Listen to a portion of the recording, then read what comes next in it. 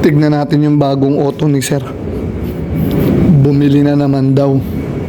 Kakabili lang nila ni itong BYD na to.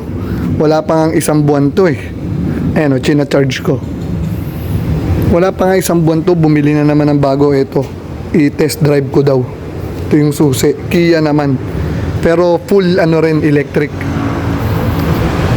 Ay, ito.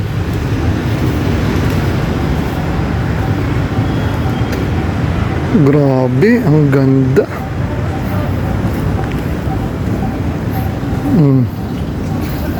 Ang lapad. Ang ganda Parang Porsche. Parang Porsche. Ang lapad nung harap Buksan natin. Ayun. Tignan natin ang loob.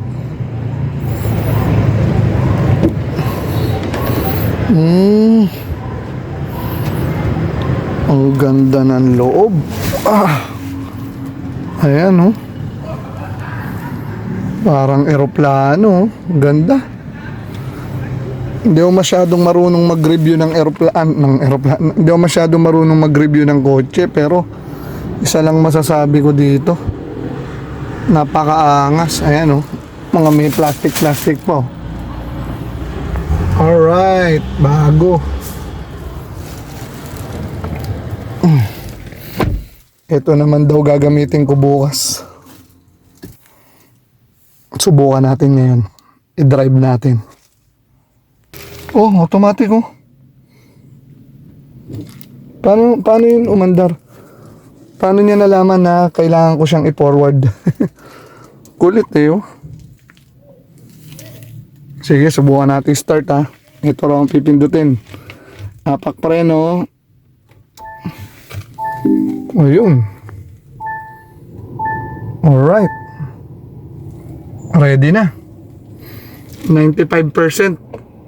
Pure electric din po siya. Tapos, pagka drive, ito, dadalhin mo lang sa drive pack. Ito siguro. Ito, reverse. Subukan natin. Ayun, naka-drive na. So, ikot ko. Seatbelt muna ako. Ayan, ikot natin. Pinadrive na sa akin ni boss kasi madalas ko din gagamitin daw to. So, lock. Ayan, sige, subukan natin Ayun. Sa labas natin, ilabas kagad natin. Ganda, Kia. Nung nakaraan, kakabili lang nila, yun, wala pang, mga 1 month pa lang, yung BYD Seagull nila.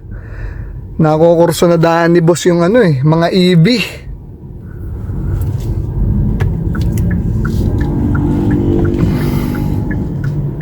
Mas mura naman talaga kaysa sa gasolina. Subok nating ikot sa village Ilabas muna natin. Ayan. Okay, doon tayo sa main gate dadaan. Ang bilis. Grabe. Alright. Ganun din, tahimik. Ganda ng loob. Elegante. Kaya pala ang tagal nila. Sila na rin pala nagpa-RFID dun sa may C5. Pinalagyan na rin nila ng sticker ng subdivision, ng village. Di ayos.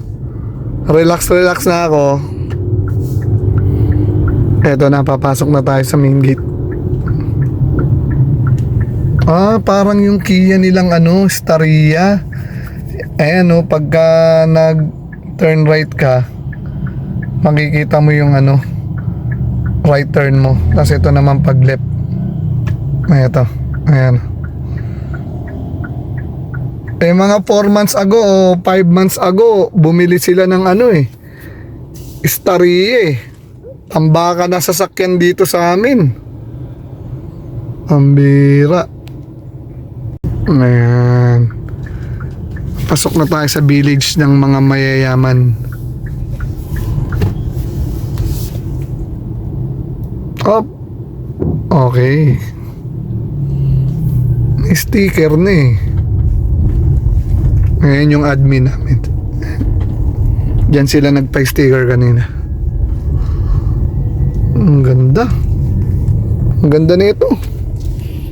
Wala akong alam masyado sa sasakyan, pero isa lang masasabi ko, ang ganda nito. Magkano kaya yung ganito? Ayan o, naka-sunroof o. 5-seater daw to, 5-seater. Ayan o. Pero maluwang, maluwang yung driver seat eh oh. Ito maluwang din. Ang ganda. Yun na nga masasabi ko, ang ganda.